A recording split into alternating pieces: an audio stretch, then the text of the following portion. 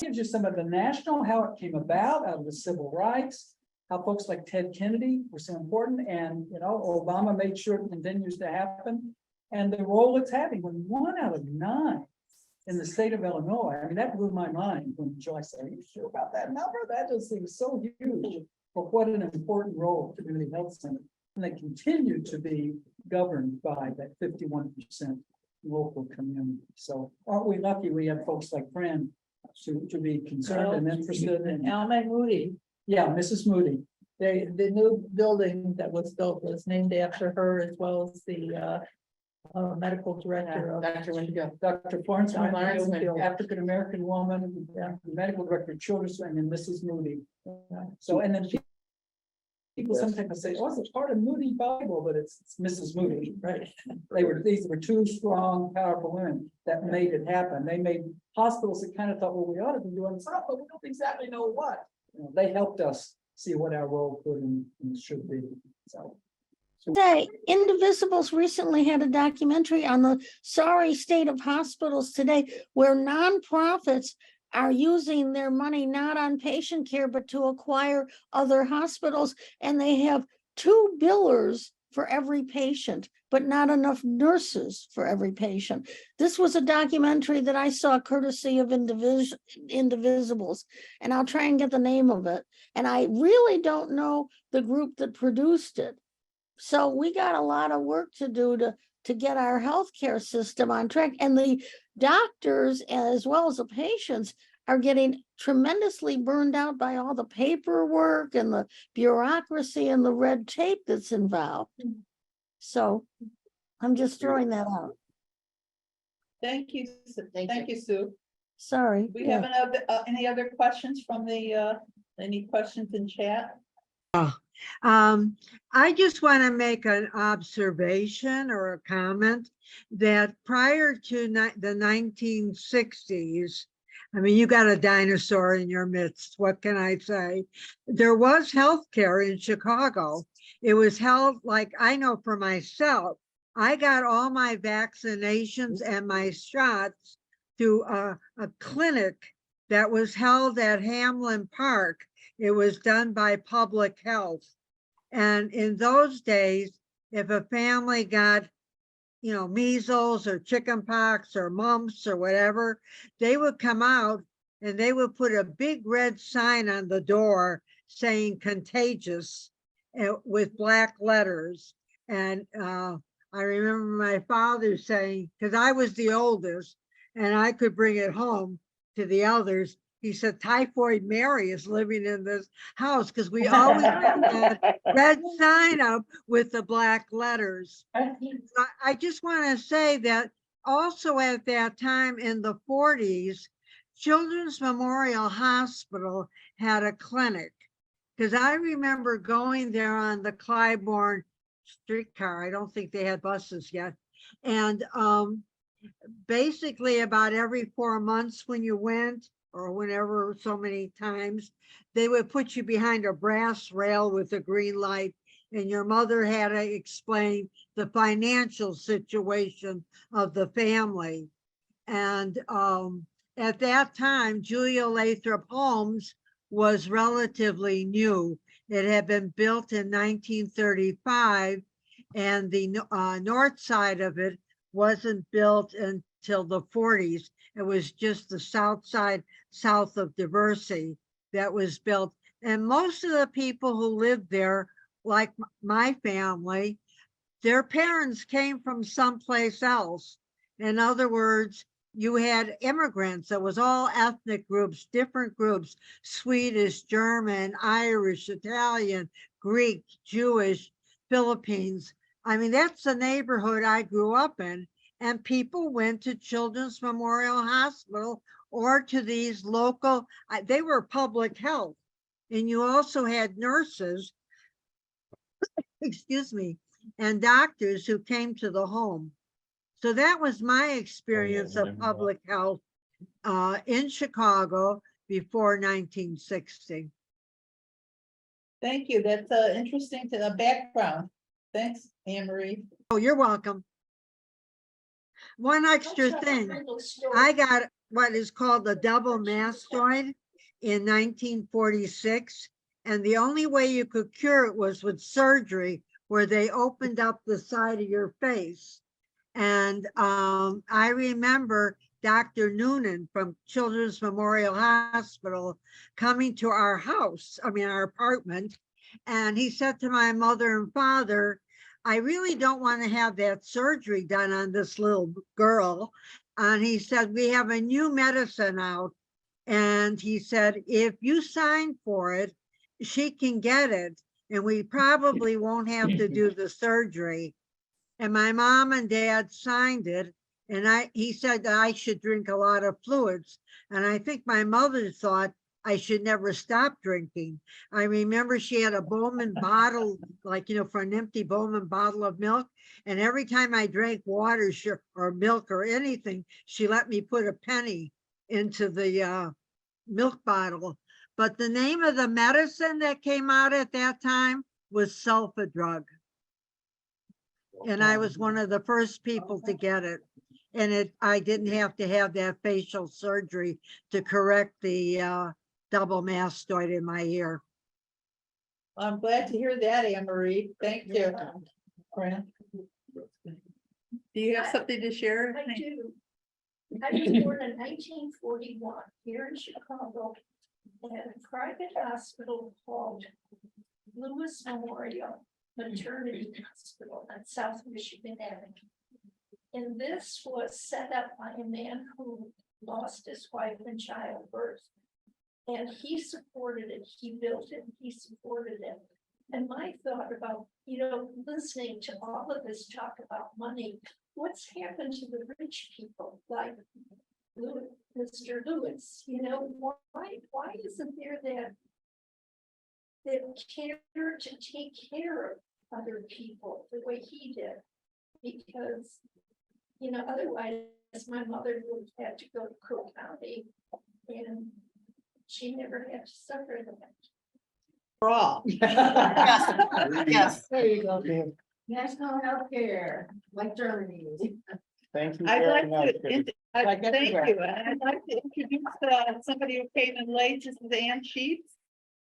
Could I ask a question? Sure, please do. And I'm kind of curious, even with my hearing aids, I might have did something that, so, yeah, I do work for Medicare for All, for National Universal Health Care.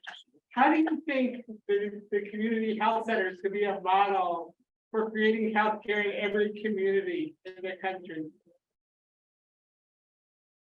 There you go, Joy. I'm listening. Well, I think they could, I think they could be. One of my more cynical moments thinking about community health centers and why they've been so popular is because it's a way for politicians to just say, okay, we're taking care of poor people over here, in community health centers, and deflects, it may deflect some pressure from having one system for everyone. So that's just been on my mind. So it's a little tangential to what you were saying, but I thought I'd take advantage of it. I think they're a great model. And someone mentioned Germany. Every country, every industrialized country has universal health care, but the United States. So you can't say that too many, times. And many countries do have places exactly like this. China had what they called, I learned about them in college, barefoot doctors, and they've been around forever. Lots of civilizations, lots of countries. You would like to be one of those? I like the barefoot part too. But so I think it is a great model to be local. But part of the paperwork, and whenever you hear that, you just have to think about, all the different payers. So I think it'd be a great model, but until personally, it's just my opinion, not that I work for anyone or anything, so I guess I can't be misattributed or something, but until we figure out the financing of it, things are still gonna be a little bit of a mess, because. Well, we're working for all. No, I'm 150% with you. I've been with you my whole career, because that's really, the only solution. But this model of a community model with really solid linkages and collaborations with different levels of care, with social services, with housing, that's what we all need that. You mentioned, was it you who mentioned, or someone mentioned having, providers come to the home, or maybe it was, one of the ladies on the, yeah, Did, but he died at 55, heart failure, who was that? my doctor. Oh, okay, well, that's one less, too bad. So no, that is, I'm sure we missed him, but, the health department, just a little plug, I mean, we still do that for pregnant women and infants, so there still are home visits for that. And the health department where I used to work for a long time, still take care of communicable disease, I just kind of wanted to mention that too, we've come a long way where we can control things in a much better way than when Anne Marie was a little one, but that doesn't really help, take care of access to care, which is what, these were trying to, and have been quite successful. I mean, sort of like when Ann and I were talking about this, we talked about, this is as far as it goes, just like the Affordable Care Act is good as far as it goes. Right. I've worked in, health policy my whole career. I wouldn't design anything that looked exactly like those things because of the very issues that you're bringing up, but it's better. I mean, there are tens of millions of people who have insurance now who didn't before Right. Obamacare. So you can't really, I don't want to trash it, but it's not the solution, nor our community health. Norma, do you have a question? Yeah, and it's more like a statement. Medicare for all. I have Medicare. It only pays 80% and there's a deductible. That would be very difficult for some people to. So a Medicare style program, but that paid 100%, that would be more. Right. Take it out of my Medicare taxes and when I'm working and. Right. Why they use Yeah. Medicare for all, because people understand Medicare, Right. that everybody that signs up gets care. Right. And I think so it's a good buzzword. And as someone who's worked in, who works in policy a lot, there's just a really big difference between what a policy is and how it gets implemented. There's nothing about the design of Medicare that says it has to be an 80-20 split. You know what I mean? But that's just the way it All right, is. want to make sure. Yeah, no, I mean, I'm with you. Policies, and each one is different. Could be a lot of money and paying extra for that 20%, which I do. It's a lot of money every month. And it's a lot better than not having insurance. That's for And sure. if people weren't 65, there's, when you're 64, you can have nothing.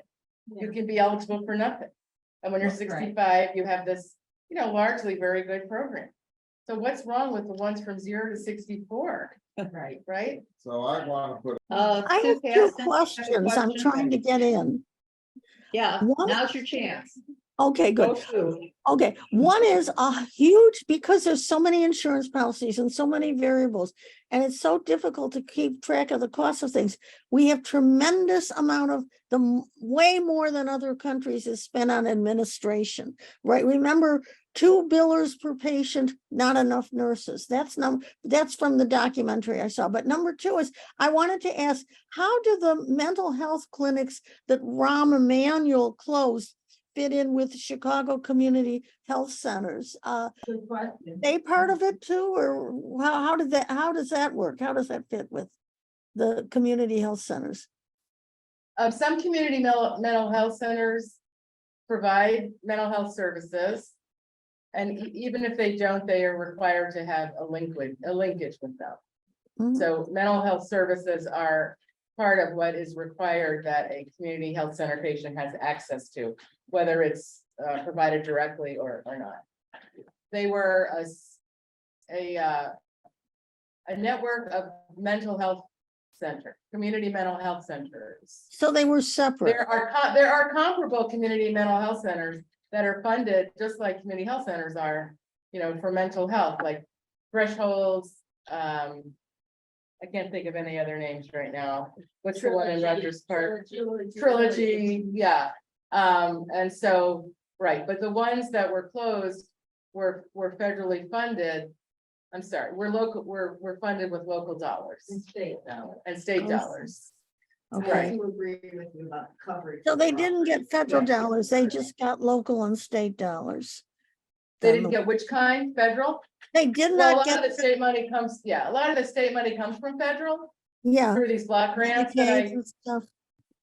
but they did not get, some community mental health centers get funding directly from the federal government. The city mental health centers did not get the federal money.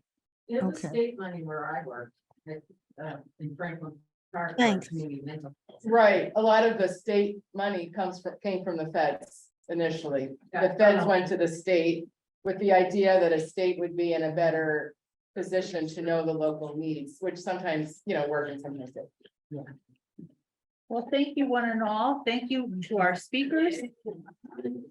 Max. Max, Mike. Got my glasses on. And what is your specialty? What do you do for, Medicare and Medicaid related things, All right. Social security, stuff like that. Usually how we can help is that if like you apply for Social Security or having trouble with your Medicaid coverage, you can kind of go to office, we kind of direct connects to CMS or Social Security offices to kind of get your application rolling or get some of the wrinkles ironed out. So that's usually how we can assist. We can refer you to different kind of agencies, stuff like that.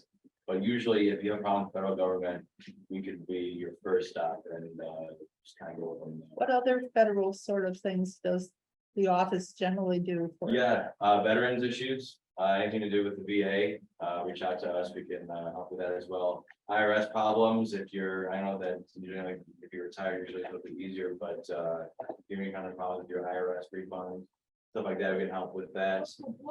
Passports, I mean, if you guys are traveling out of the country and need passport renewal, it's like a nightmare over there right now. I don't know if you have been file that at all. We get probably 15 to 30 calls a day. For passports, it's insane. But I mean, so anything to do with the federal government, I mean, really, or I mean, anything for some of the state or local issues, reach out to us and we can direct you to your representative or someone who can help.